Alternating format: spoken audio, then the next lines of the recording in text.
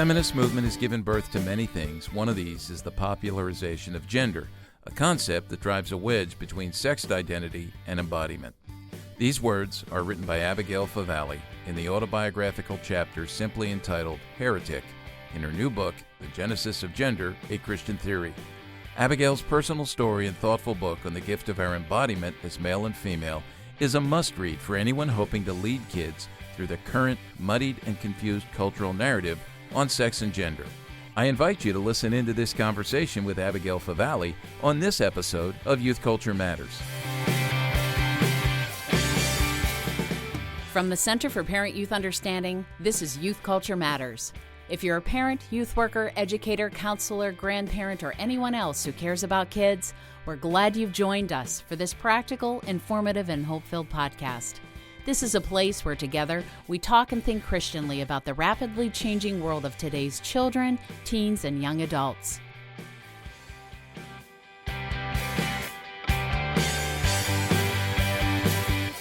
Well, welcome everybody to another episode of Youth Culture Matters. I'm Walt Mueller here at the Center for Parent-Youth Understanding. We've got a great conversation and interview today on a topic that is front and center in our culture, and it's been heating up for a while, and it's one that in the world of parenting and youth ministry and church ministry we need to take seriously. We have to make sure that we've examined what the Lord's will and way is on matters of sexuality and gender. And to do that, we're going to have a conversation today with Dr. Abigail Favale. Before I go to her and introduce her, I want to welcome my friend Ben Jepson, who's joining us from Grand Forks, British Columbia.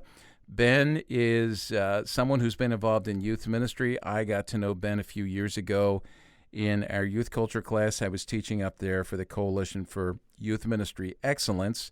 And this last year, as I taught the class, Ben was in the classroom as a teaching assistant for me. And as we got chatting about ministry, we started talking about the particular book and the work we're going to talk about today.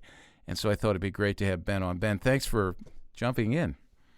Yeah, thanks so much for having me. It's an honor to be here. It's cool. And as I mentioned, our guest is Dr. Abigail Favale. She is at the University of Notre Dame in the McGrath Institute for Church Life. She's a writer and a professor. I do want to hear a little more about your writing because I think you've written some fiction, which I'm not familiar with. But the book that really sparked our interest here is one called The Genesis of Gender, A Christian Theory. This was published in 2022 by Ignatius Press. It's been translated into multiple languages. I heard about it in an email from Carl Truman, who said, you need to read this book because he knows what we've been doing here at CPYU. And then as I was pondering, actually kind of dropped the ball, didn't get the book, I read two reviews, one in Touchstone magazine that was written by Hans Boersma that was really good. He calls your book, Abigail, a page-turner. And then I also read one in First Things by Mary Harrington, and she says this is a book on the central cultural struggle of the early 21st century. So, Abigail, thanks for writing the book, and thanks for joining us. Yeah, I'm happy to be here. Thanks for having me.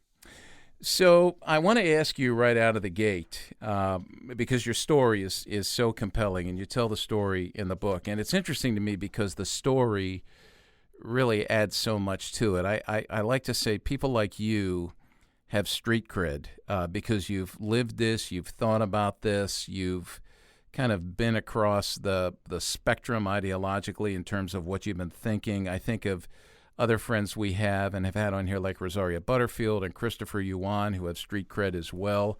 They're writing about things that are very personal for them, and I think the stories are compelling. So I want to ask you about your story, and I'll start. I just want to throw this in. The dedication of the book is just, I landed on it again today. You write, for our sons and daughters, may they know their true worth. So I'd love to hear about the dedication, and then a bit about your story, how you got to the point where you wrote what you wrote in The Genesis of Gender. Sure. So, I mean, the dedication, I think, it's interesting when you do the process of writing a book, it's like the last thing that you write almost, and I think by the time I got to the point of writing a dedication, I think one of the things I hope with the book, maybe one of the key messages of it, is to really embrace one's body as a gift, and to realize how our creatureliness is a good thing and our sexuate nature is a good thing, and that these are gifts from our Creator, and that we live in a culture right now that tries to put us at enmity with ourselves in really profound ways, especially young people. And I think there's a lot of, there's a lot of money that can be made.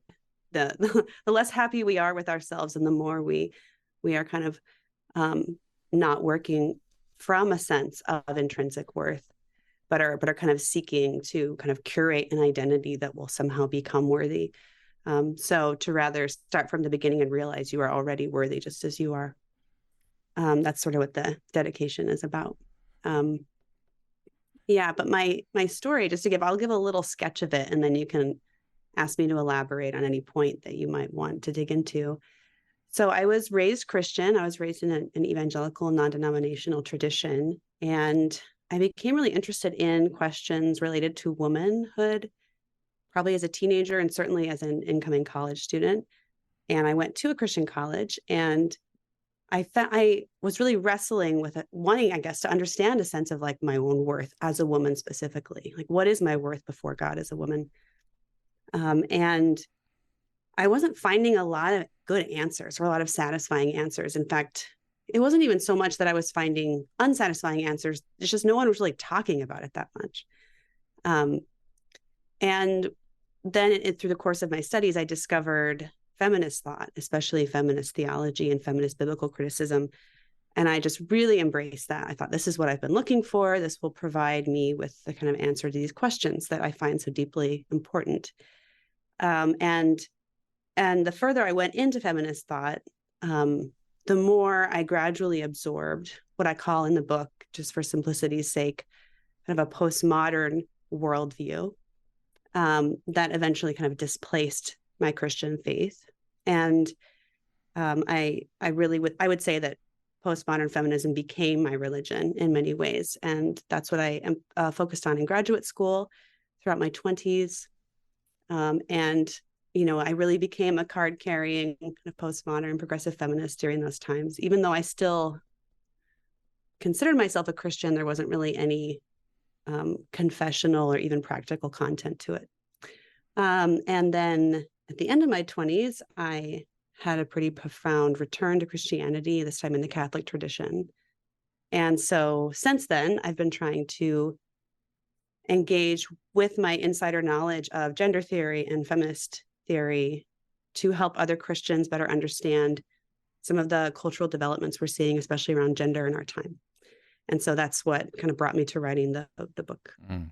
Can I ask you your upbringing, and I don't know a whole lot about this, so in terms of your relationship with growing up in an evangelical Christian church, was it just that there was nothing compelling about evangelical theology, or was it a combination of that plus the inability of, or the lack of the church even addressing these issues regarding the questions you had just about faith and what it means to be a woman? I think in my own experience, women just weren't talked about that much. So they were kind of on the sidelines, and there was almost like a tension or contradiction between what I saw in Scripture, because I became really interested in women's stories in Scripture, especially in the Old Testament. So I've really absorbed those and read and reread those. There are just so many interesting, compelling stories about women throughout Scripture. But then I never actually heard a sermon about a woman, like, ever, right? So there wasn't this sense. I mean, and if womanhood was brought up, the conversation would immediately go to roles. Like, we only talk about women when we're kind of talking about chore lists. So there wasn't I think I've been preoccupied with the question of being rather than doing. Yeah. Like, what does it really mean to be a woman? And like, why did God create male and female? Like, why did the Creator even dream up women? And so I had a sense that there was like something more. There was this deep kind of intrinsic significance to that. And I would say that I don't think I really had much of I think um, my experience growing up was very atheological and ahistorical. So I don't know that I really encountered much theology about women, except maybe in college, when I began to read a little bit more of theology specifically. But by then I was really kind of interested more in the kind of feminist theological Yeah. perspective. So When you were in middle school and high school, I'm assuming you were involved in the church then. Were you involved in a youth group? I was involved in a youth group. I mean, I grew up in a kind of a weird, a weird little situation. I grew up in very small rural places in the Intermountain West in predominantly Mormon areas. So the Christian communities were very small. Um, and growing up in a Mormon context is interesting because it's very hard to be accepted socially if you're not Mormon, because Mormonism is such a social religion. There's so much about it that's embedded in the church. And it's harder, especially for girls, because um, it's easier for guys convert more easily, but girls don't. So if you're a non-Mormon girl, then you're kind of more iced out socially, and you're not, no one's supposed to date you and things like that. So it was a very isolating environment in terms um, of my own faith. So I kind of had this pattern of, in the summers, I would, be sent off to camps or mission trips or something. And then I would have like these really intense experiences with other Christians and be like, oh, this is amazing. And then that would slowly kind of dwindle as I went back to my very kind of isolated, alienated place where I felt really alone as a Christian, and also might engage with my faith more defensively than really like developing it. So there was youth group, but there just wasn't. Yeah. There'd be like 4 kids in it. Yeah. Like there just wasn't a lot of. And I just remember like icebreakers, and that's kind of it. Like there just wasn't a lot of. The reason I asked that question is, going back, like when we see where we're at today and how we've gotten to where we're at, why we need a corrective like you've helped us embrace, or I hope that folks embrace when they read the Genesis of Gender, is that there's so much that should have been addressed in our churches and in our youth groups by our leaders, and those things were not. And I know because, I'm older and I was involved in youth ministry for a long time, and there were certain things I did and there were certain things I didn't do or didn't address that I have regrets now going back, and certainly a more robust, biblical anthropology, I guess, where we begin to understand who we are and the creational intent of God and the narrative and the overarching drama of Scripture, the history of redemption. We just don't address that. And so with those bits and pieces, I think that's one reason why now we need a corrective. So when I talk to someone like you, what I hope that really sparks for people is, oh yeah, so we need to talk about these things. We need to talk about these things from the time, from the time our kids are young. Could you, in your story, it was quite compelling, and I know Ben's going to want to chime in here at some point, so just jump in, Ben. I've got 1,000 things on my mind I want to ask.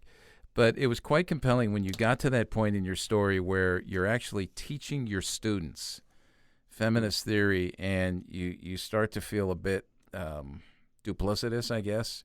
Your conscience starts to bother you. Talk a little bit about that. That seems like just a crazy watershed moment for you. Yeah, so that was kind of amidst my return to Christianity, and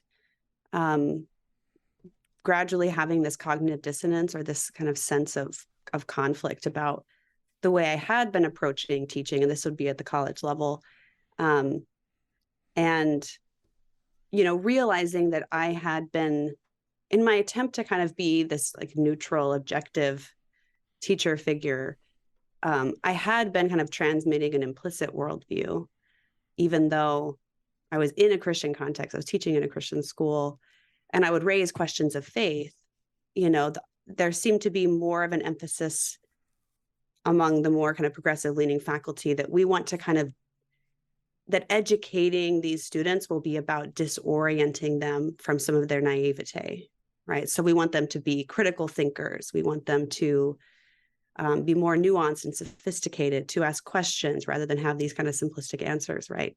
But there wasn't really as much of an emphasis on like reorientation. Okay, well, what are we orienting them towards? Are we just doing this kind of disruptive education, right? This kind of unsettling, and it didn't really have like a clear telos. It didn't really have like a clear goal or a very clearly articulated worldview. And that's, I think, the really main thing is that, and by articulated, I mean that you are conscious of the worldview in which you are inhabiting and from which you approach everything. Like, you know what your premises and your underlying assumptions are about reality. Things like, is there a creator? Is there not a creator? Right? Like, what are we made for? Are we made for a particular purpose? Does a morality exist? Right? Like all these sorts of questions. And when I returned to Christianity and began to enter into a more coherent worldview, I began to see that the way in which I had been teaching, kind of undermined that. And yeah, it was like a really unpleasant time, I think, to feel like I think I have not been doing my students a good service in not letting, like, guiding them into these deeper questions of worldview. Instead, almost like giving them this kind of buffet, like, here's a buffet of things, let's sample it and talk about it, but never actually get to that higher and more important level of like, well, is any of this true? Yeah. And that's when you like jumped into your colleague's office, right? To go, I'm freaking out here a little bit with all this. Yeah. I'm very curious in that journey too for you is, in a way, I think you said it really nicely, but the church kind of failed in your upbringing in this sort of way with defining, what does it mean to be a woman and how the Bible defines that. What, if you feel free to talk about this, what was that like even in your home with your parents and things like that, and upbringing in that area around that topic? In growing up, like around those questions. Yeah. Yeah. I mean, I think a big piece of my upbringing as well is that it was in some ways, it was very moralistic. Like, in some ways, Christianity was reduced to kind of a moral system of rules. And I didn't have a sense of like the why behind those rules. It rather seemed more like, here's a rule that we get from the Bible. Don't cross that rule, and if you do, especially when it comes to things like sexuality, I grew up in kind of the heyday of what's often called as purity culture, in evangelicalism. So that was really, that was kind of the vision of sexuality I was given, was this like, don't do this, don't do that, don't do this, don't do that. Except when you're married, you can do all of it. And then it was, that's kind of it. Like, well, what is the meaning of sexuality? Like, what is the deeper significance here? Like, what are we being called toward? Like, what's the positive vision? It's not just this kind of negative vision.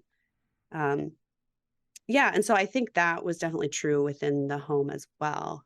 But the kind of gender roles were not, those were, and in practice. So in practice, I would see in evangelical couples often a clear kind of mutuality. It wasn't this like overbearing hierarchy where the guy was always the boss.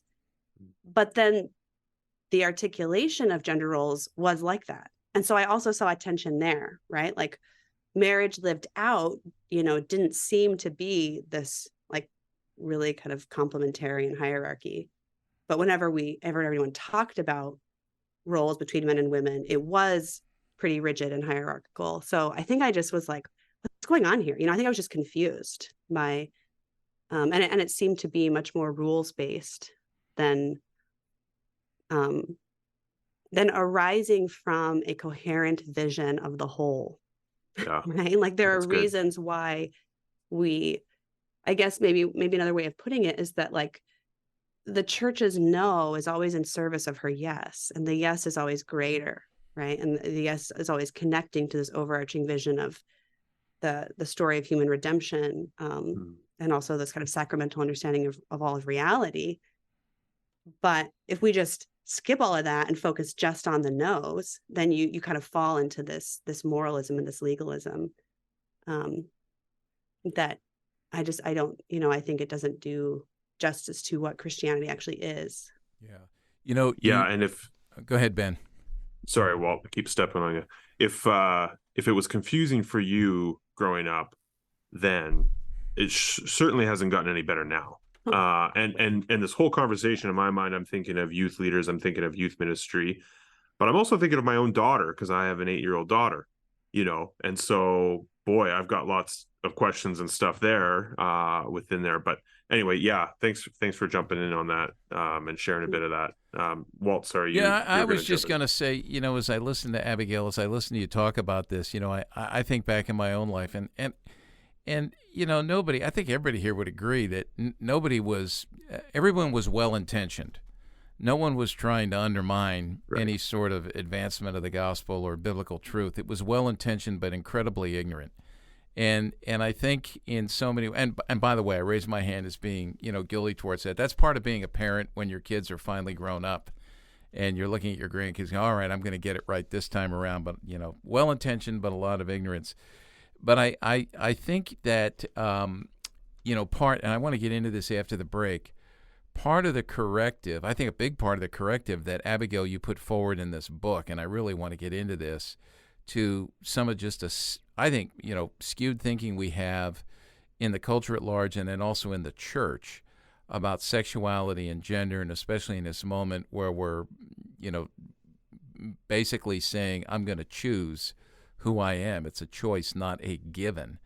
And I think some of this is that in the church I see people sort of overcorrecting from what you just described from your growing up over to now, I don't want to mess kids up. I don't want to not show compassion. I'm going to agree with their self-assessment. I have to be, super compassionate. And we have to have compassion, obviously. And you talk about that later in the book with Love and Truth. But there comes a point where when we're misleading and we're not listening to truth, I go back to what Ben said about your interaction with your older colleague at the college you were teaching at, because what he said was really brilliant. Can I read that? Just this is how he responded. You went in and said, I feel like I've been giving my students poison to drink. And you said, for so many years, I'd been careless with their minds and most disturbingly their souls. And then the professor listened to you, as was his way. And then he said this in his Appalachian drawl. You know that verse in Matthew, the one that says that if anyone causes the little ones to stumble, it would be better for him to have a millstone hung around his neck and be drowned in the sea? He says, I've always thought it would be a good idea for us professors to have that tattooed on our arms. Man, when I read that, I thought, I don't have any tattoos. But as a youth worker, that'd be a good one to get. And I think youth workers need to get that, and parents as well. I mean, just that, what a moment, to hear that. And so we're going to take a break, but when we come back, I want to come back and talk about the content of what you've written here, because it just is so important and so helpful, and it helps us avoid the millstone and overcorrection, even if that overcorrection is well-intentioned. So we're going to take a break. We'll come back and continue our conversation with Dr. Abigail Favale.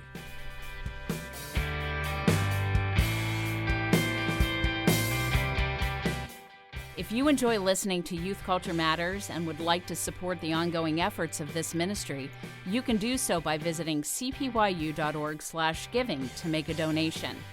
Your prayers and financial support make this podcast possible.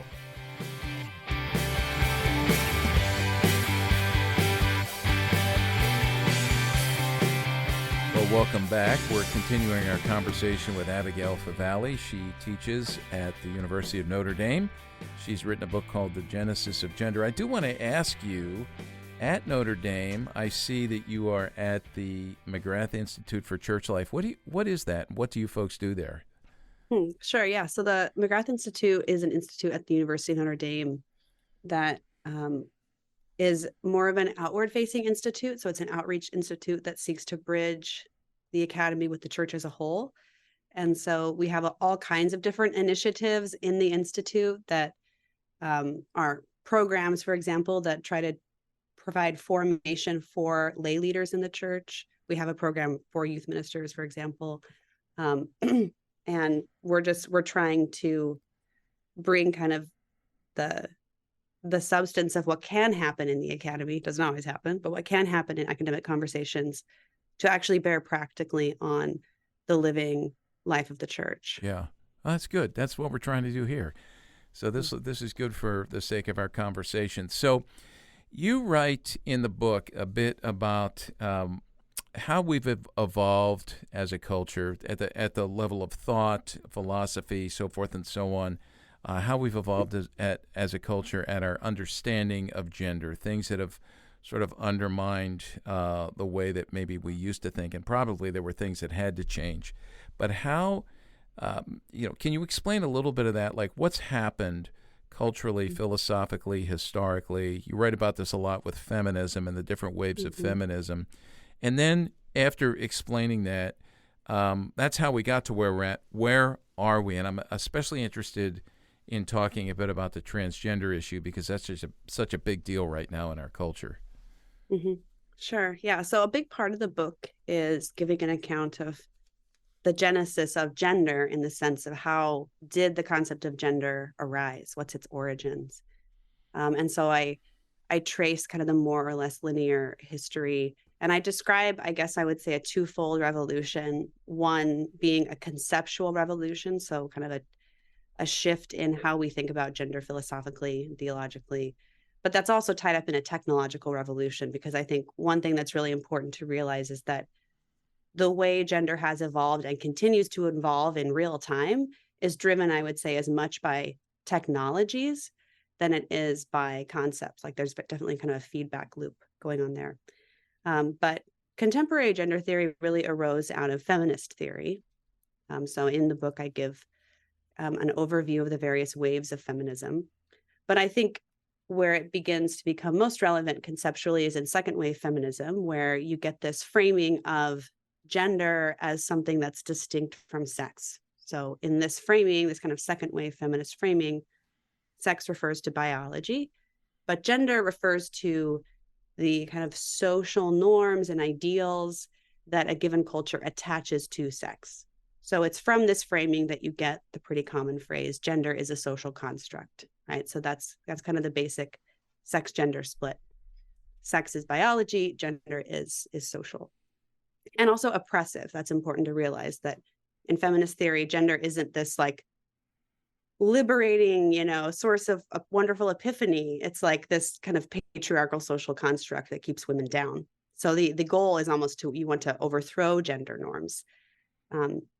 And this develops or kind of develops in a different direction in the 90s through the philosophy of Judith Butler, who really ups the ante of social constructionism. And she basically argues that sex itself is a construction of society. So our tendency to categorize human beings according to this binary of male and female is actually kind of a story we've created, and we're projecting that onto the kind of the complexity of the human experience.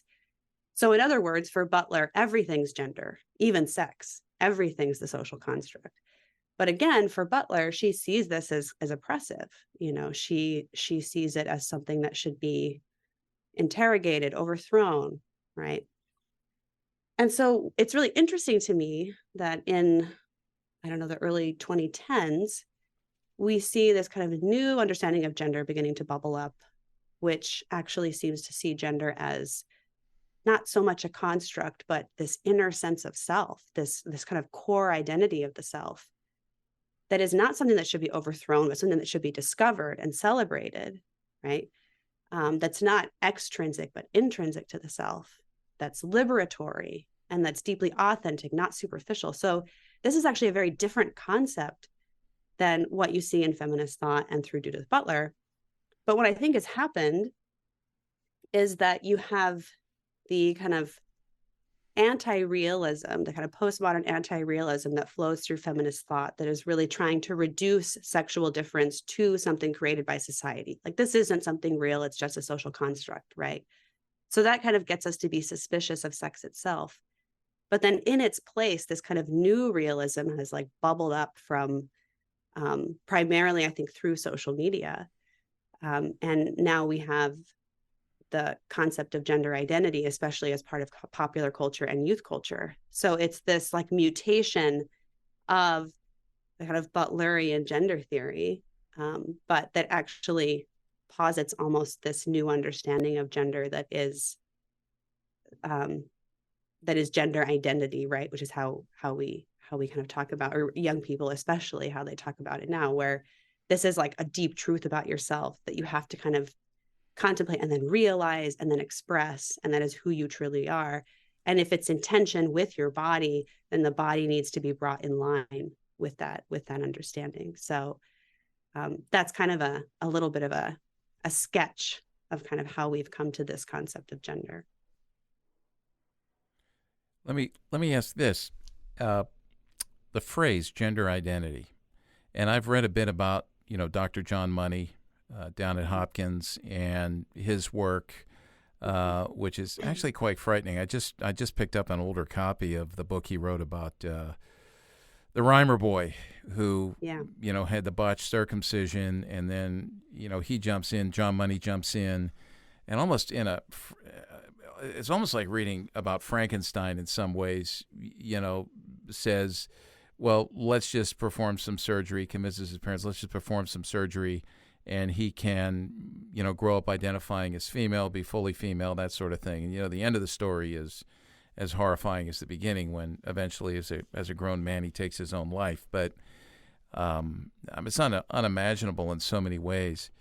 But I've read that that term gender identity, or gender as an identity, a lot of that is rooted or became much more popularized as a part of John Money's work and his thinking. Mm-hmm. Is that accurate? Yeah, so John Money is the first person to really, he didn't coin the term gender identity, but he did, I think, coin the term gender role, and he popularized this concept of gender identity.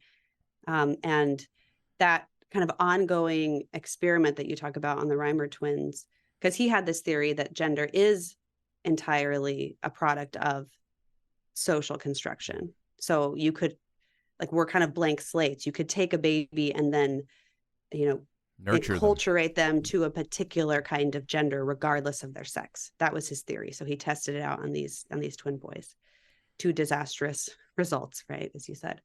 But it took so long for that tragedy to play out, right? He began seeing the Reimer twins in the 60s. They both end up dying, by the way, one by suicide, one by a self-inflicted overdose. So they actually both take their own lives. But that doesn't happen until the early 2000s. And so in the interim, John Money's really running with this idea of gender as a social construct, right? That, oh, look, this experiment has been wildly successful. This male child who was disfigured through circumcision has been successfully raised as a girl and now has this female gender identity, right? And so I think in the kind of history I was describing, his concept of gender really became influential in second wave feminist thought. Again, this idea that men, like being a man and being a woman in the world, that's a process of a kind of artificial social construction. It's not something that is at the level of nature, right? This is very much a resistance of seeing womanness and manness as being natural categories. If I'm a parent or I'm a youth worker in today's world, and suddenly a student who I know and who I have a relationship with, my own child or someone else is in the youth group, and they come to me, and again, in the context of relationship, where I can pretty much push back and say anything, and they start to talk in terms of gender identity, and it seems like they're buying into this whole idea and this whole notion, whether it's in support of others or perhaps in their own life in terms of making some decisions about who they are, right, or who they're going to be, and they use that phrase gender identity. How would you recommend that we respond? And I'm thinking here, being very forthright with someone that you know and love, and they know that you love them, right? We're going to tell the truth, obviously, in all situations. But give us a script for how you would handle that. A script. Oh, Yeah. I wish I had scripts. Yeah, maybe great. an unfair question, but No, give us some pointers. So I think there's kind of, I don't know, maybe at least there's two levels that we have to sort of respond here. I guess there's the level of formation of formators, right? So parents and youth ministers, especially as we're talking, we need formation on this issue. So in some ways, my work is an attempt to form the formators, right?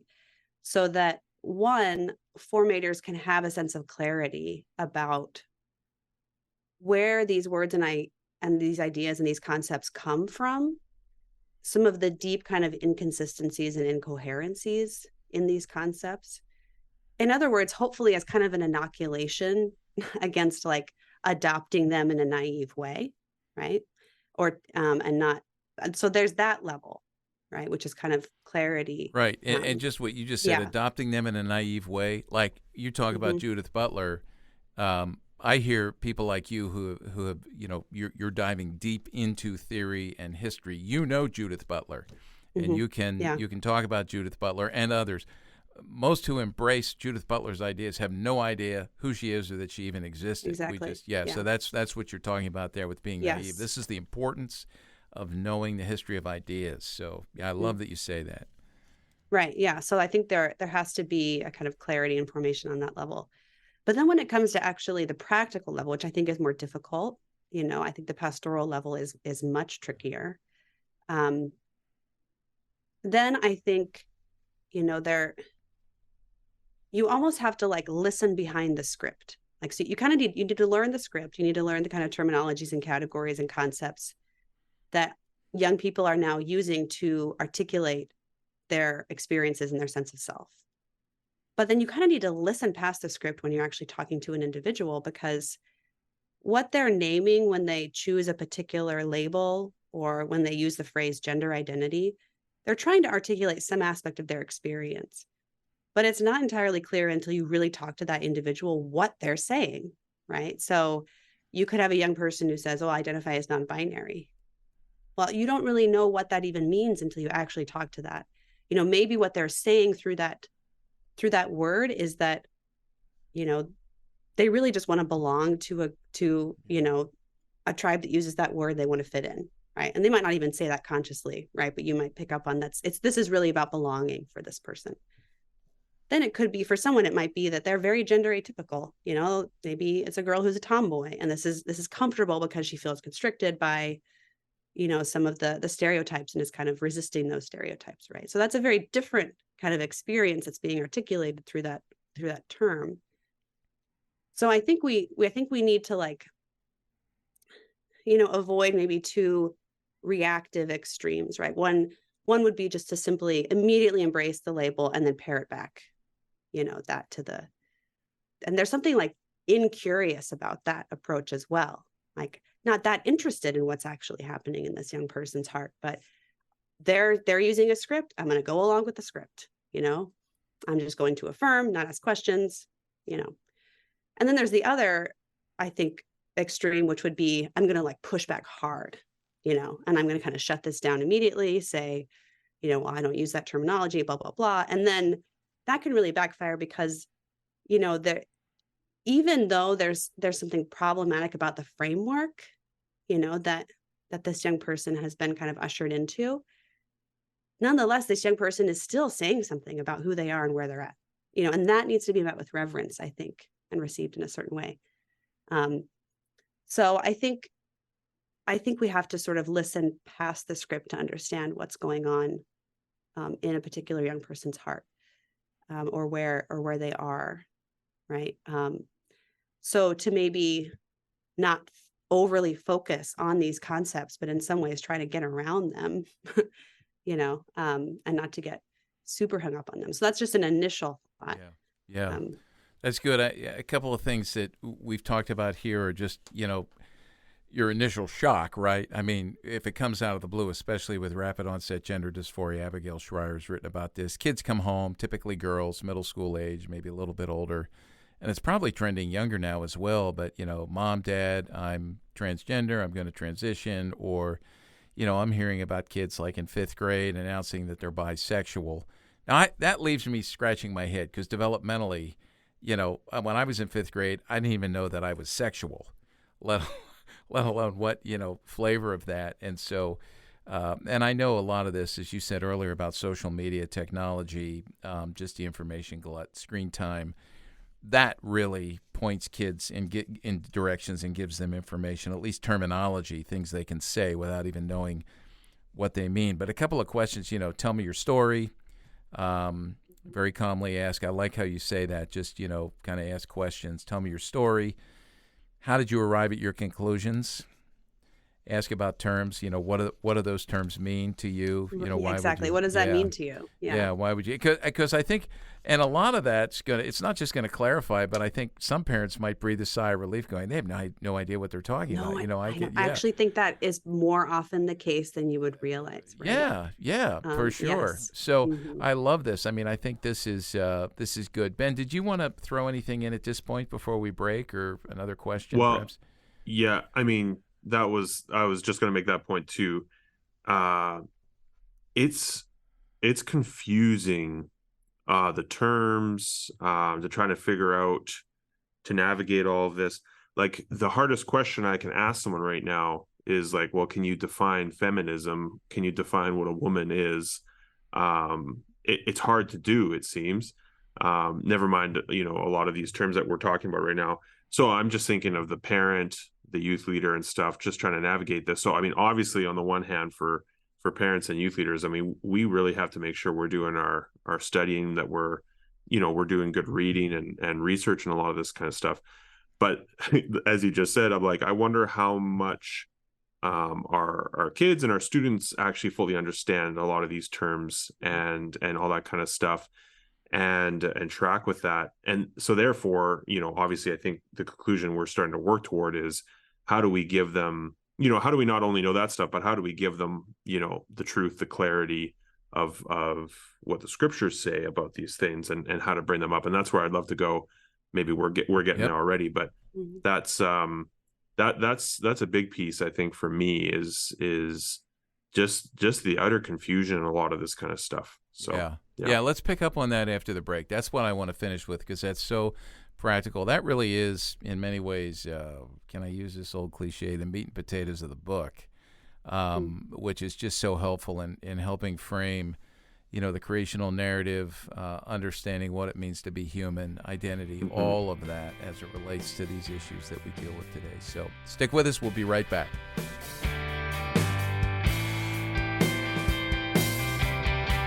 Youth workers, we're thrilled to announce that registration is now open for our second annual Northeast Youth Ministry Summit, to be held from March 4 to 7, 2024, in beautiful Ligonier, Pennsylvania. This practical and hope-filled youth ministry training conference is co-sponsored by CPYU and our friends at Reformed Youth Ministries. Our theme this year is Cultivating Wisdom and Discernment. You will experience theologically sound youth ministry training, a great sense of community, rich times of worship, exposure to great resources, and opportunities to grow in your effectiveness at ministering to the emerging generations. Last year's first ever Northeast Youth Ministry Summit was a great time of being equipped, connected, and encouraged. Space is limited, so you will want to register soon. You can learn more, see the schedule, meet the speakers, and register at nymsummit.org. That's nymsummit.org.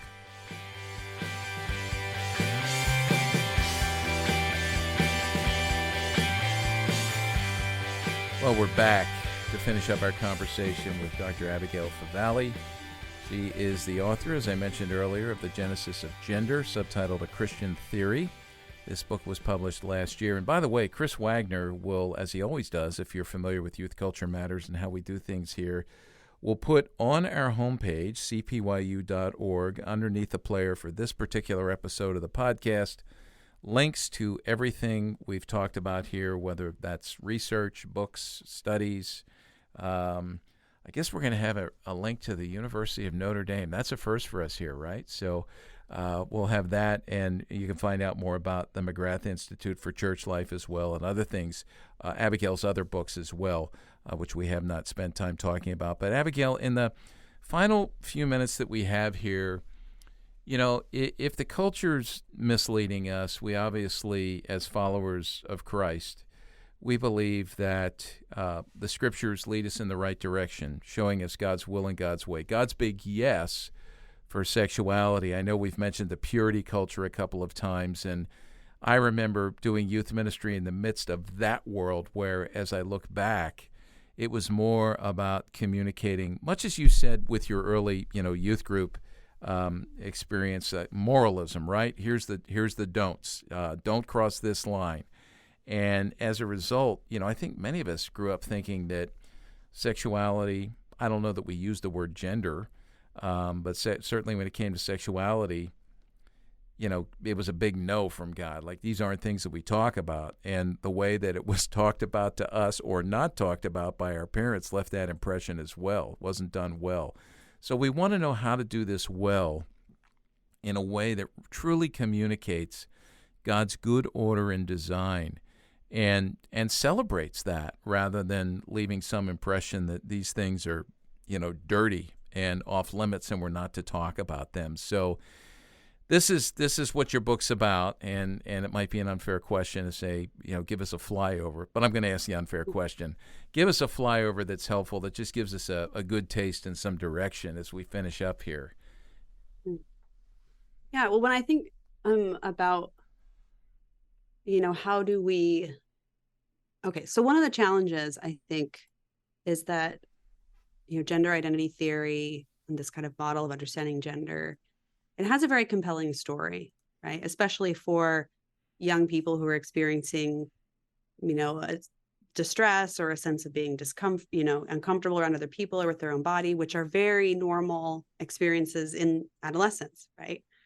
But now these experiences are being kind of funneled into this particular framework. But that framework says, there's one reason you are in pain. There's a reason you don't feel at home in your body. There's a reason that you feel like you don't belong, and it's gender. Like, if you fix this one thing, then you will flourish. You will become who you really are. I mean, that is a really compelling story, right? Who wouldn't want to believe that story?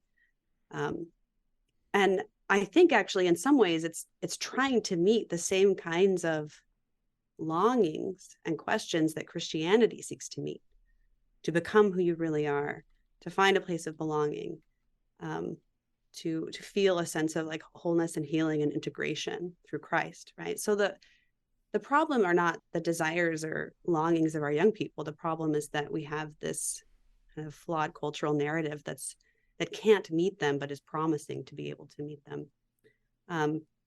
So we have to respond with our own compelling story, right? We can't just say, no, that's bad, that's dumb, don't believe those dumb things, even though they're dumb. I mean, these ideas are kind of dumb, right? But we can't just go there, okay? We have to offer a compelling story. And I think we have to really take seriously the questions and desires and the experiences that young people are trying to articulate through these concepts. And so I do think that like any response, I mean, I think it has to begin, and this is one thing that evangelicals really have always done well. So in some sense, you've got to return to that, the heart of what evangelicalism is. And that's, everything has to unfold from this encounter with Christ. You have to begin there, because that's what you encounter Christ. And then from there, you're kind of ushered into this way of seeing, this like vision of the whole. And it's only kind of from that you can, I think, begin to respond in a positive way to the call to holiness. That is a pretty high standard. And increasingly, it's like a very different standard than what the world offers, right? But you can't just jump to that and say, well, here's what you're called to do. Here's what the Bible says. You got to be here.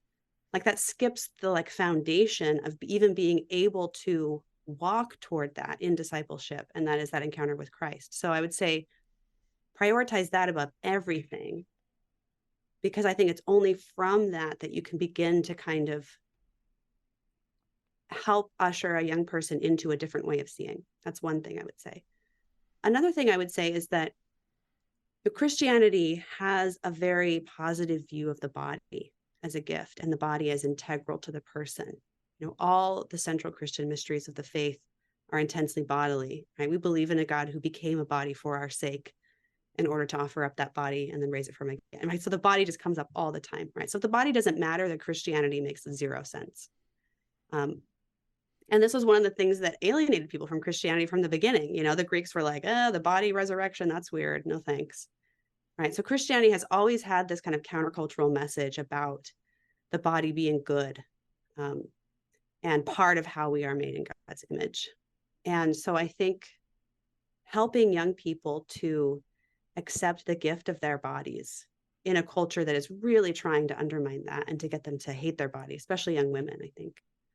And if we shift the ground of what it means to be a man and what it means to be a woman to embodiment, to being a kind of body that is, has a kind of generative design that's distinct. Women have a certain generative design in their body than men, and both are good and both are meaningful and have a sacred significance. Then I think that frees us up a little bit from having a gender that's based on these kind of lists, like, here's how you know if you're a man or a woman, like, what colors do you like, what products do you like to buy, what things do you like to wear. I think in our culture, gender's become almost this like consumerist aesthetic, right? And it's kind of being abstracted away from the ground of the body. So I think something, especially for parents, it would be to have age appropriate body literacy and really prioritize that. It's something I do with my own children. Like, I want my children to grow up with a very like deep consciousness of their body, their fertility, their potential for motherhood and fatherhood. And like, that's the ground of whether they're a boy or a girl, and there's a little more freedom to develop their individuality in terms of what kinds of activities they enjoy or what kind of career they might eventually pursue.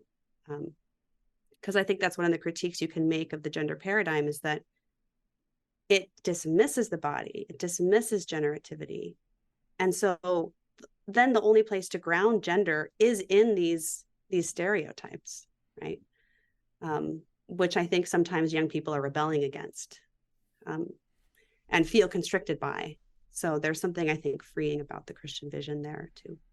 Yeah, and that's, that dualism, that Gnosticism, just a heresy in so many ways. It divides the material from the immaterial, and certainly how that works out in our bodies. It was interesting as I was reading, and I've heard this critique not only from you but from others as well. The whole thing of, well, I'm just not happy with myself, right? And what kid is, right? I mean, obviously there is legitimate issues related to legitimate gender dysphoria, right? There are some mental health concerns with that. But we're talking here in today's setting about the great majority of cases where kids come home and make an announcement, and it's almost like, I grew up before the internet, before all this crazy stuff. Like, we would try on different selves to walk down the hallway of our middle school, right? The way we would dress or the people we'd hang with.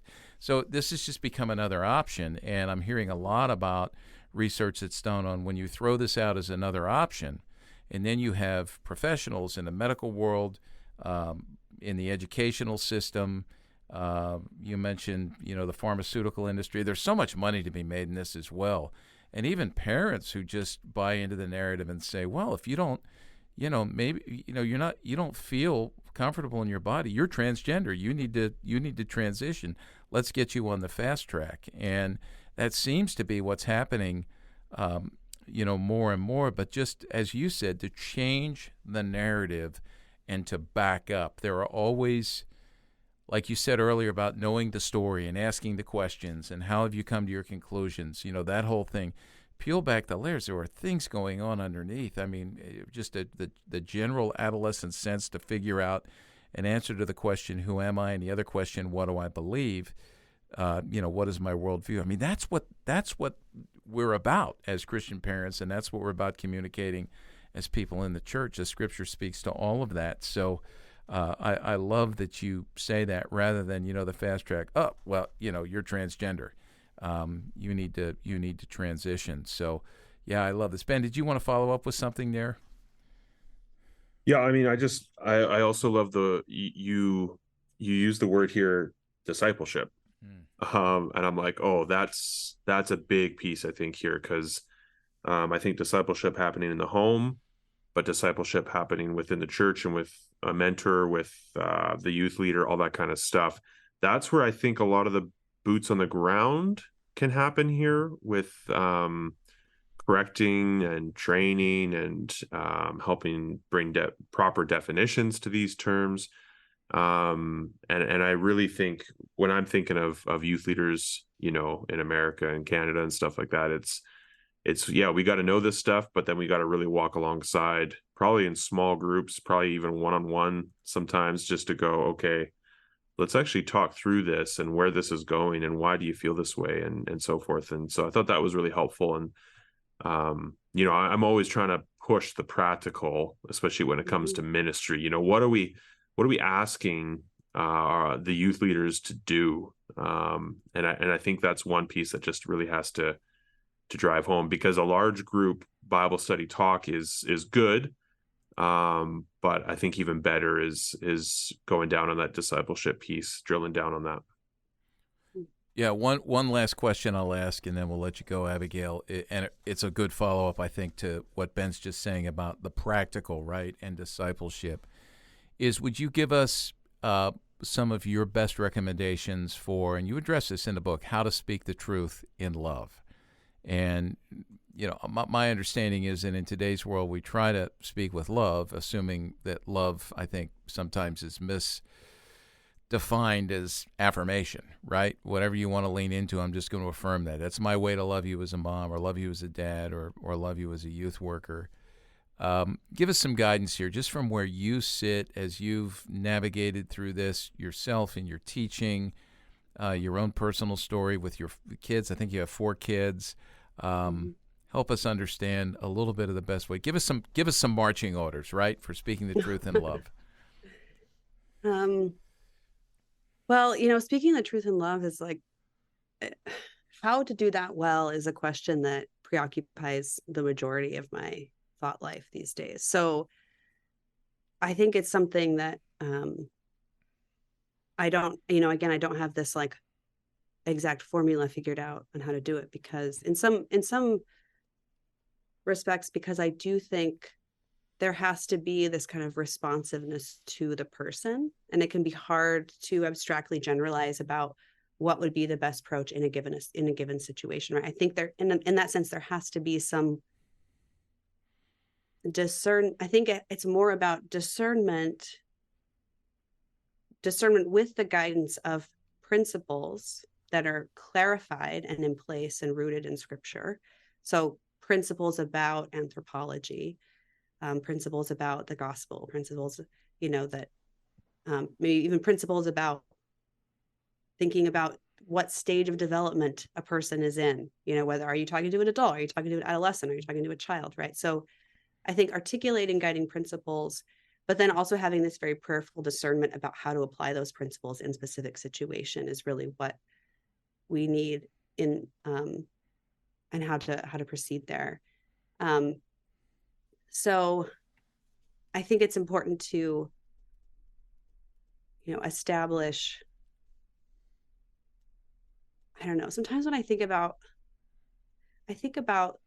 this whole phenomenon, and I think so much of it arises from, this goes back to kind of where we started the interview, about young people not truly believing that they are loved as they are.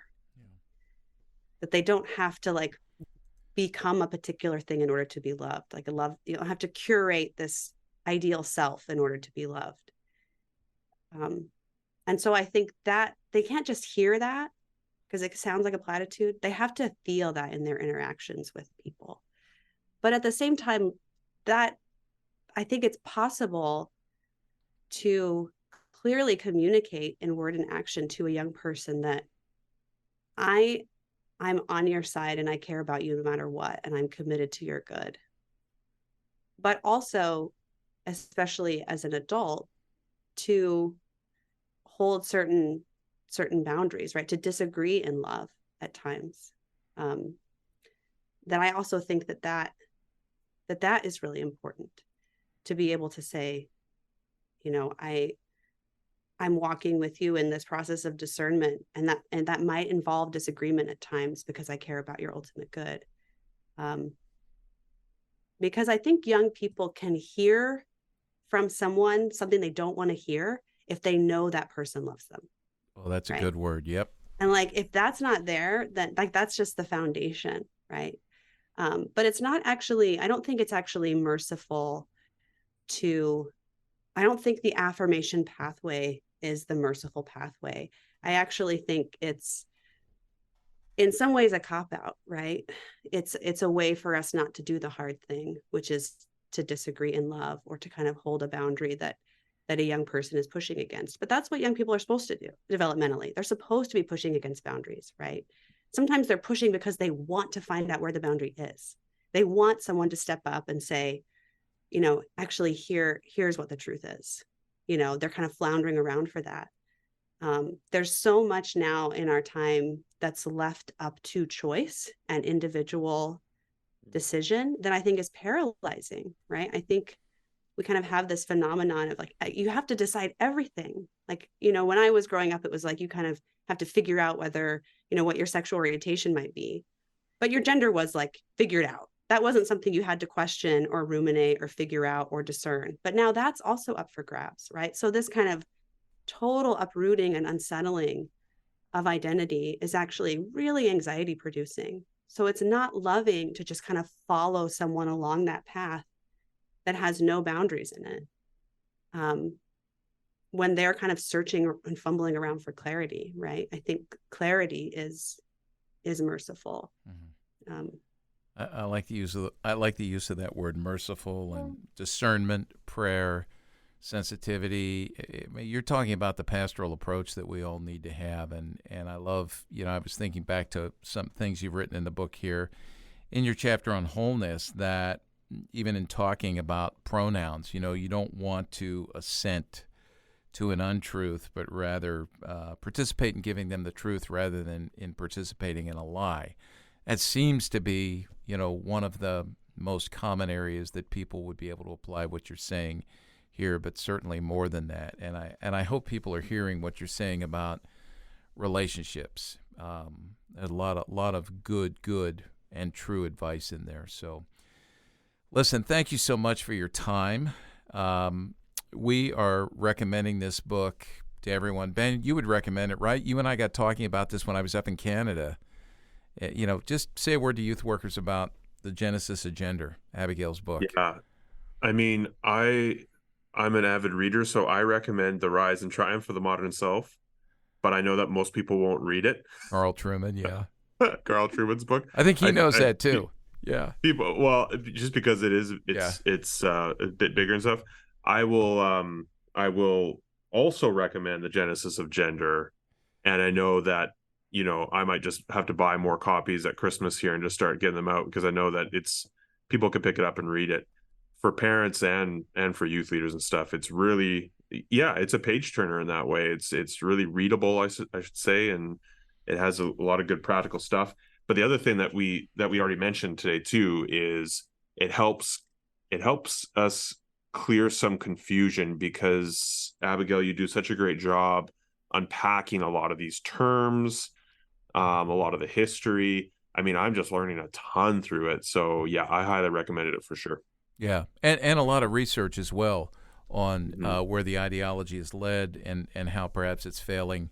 Some of the data that's coming out now. So it's so good. Yeah, I would echo that. Abigail, thanks for writing it. We're going to recommend it. We do groups online that read books together, and we're going to recommend that youth workers do this perhaps with your youth ministry staff. One of the things we heard last week at our symposium from some of the leaders was, how do we get our volunteers to have a good and succinct understanding of these issues? And, because you have to have that in order to respond correctly to the honor and glory of God. So this is one that we would highly recommend, The Genesis of Gender. So Abigail Favale, thank you so much for your good work. And are you working on anything new we can ask you about without pulling back the curtain and when you shouldn't? I actually am working on some fiction right now. Okay. But fiction is slow. It's slow and steadily writing some fiction. But I am hoping to write more nonfiction as well on kind of the Christian understanding of gender, and especially this positive vision, because I think this book spends a lot of time in, trying to do this kind of comparative critique, which I think is really needed. But I think we also need to look more deeply at what is the compelling Christian response and how can we develop and articulate that. Yeah. Cool. Yeah. Well, thanks. We'll look forward to that. And I hope sometime we're able to have you back. And I hope my foggy brain today wasn't a negative here. After that symposium last week, man, my head is just spinning still. So, Abigail Favale, The Genesis of Gender, A Christian Theory. Again, we highly recommend it. Go to cpyu.org. Check out the player for this episode of the podcast. Scroll down and you'll find links to everything, including Abigail's homepage too, which is online. You can find out what she's doing. Thanks so much, everybody, for joining us for this episode of Youth Culture Matters, and we'll catch you on the next episode. Thanks for joining us for Youth Culture Matters, a podcast from the Center for Parent-Youth Understanding. If you'd like to learn more about today's youth culture, visit our website at cpyu.org. And if you have any questions, comments, or feedback, email us at podcast@cpyu.org.